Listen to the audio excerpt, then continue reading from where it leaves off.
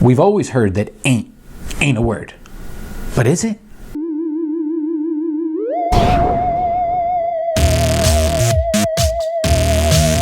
So we've all been told by our English teachers that ain't isn't a word.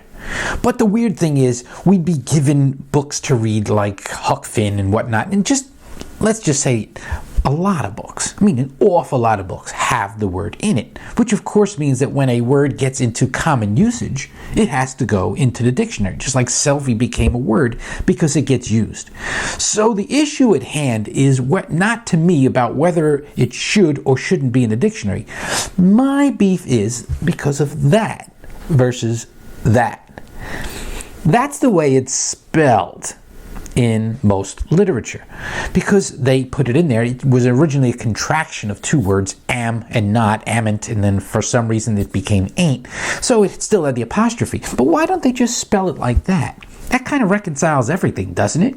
If the point of a dictionary is to include every word that's in common usage, meaning common spoken word, if a word is there because it's commonly spoken, then put it in there, but spell it the way it is on the lower side without the apostrophe, because the apostrophe is what makes it incorrect, because it really isn't correct when you have ain't spelled the way it is at the top, because it's like there's no reason for the apostrophe. But if you consider it as its own word, as it is on the bottom, then it makes sense. It's the way people say it, ain't, but it's not necessarily the way it should be spelled, because it's not a contraction anymore of two words that look like that. Again, it started with amn't, am not.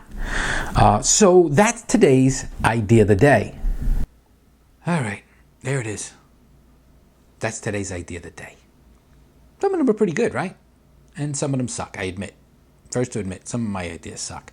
But if you visit Idea of the Day every day and you subscribe to my channel by looking at the subscribe link in the corner, you'll see a brand new idea every single day. And I promise you, some of them don't suck.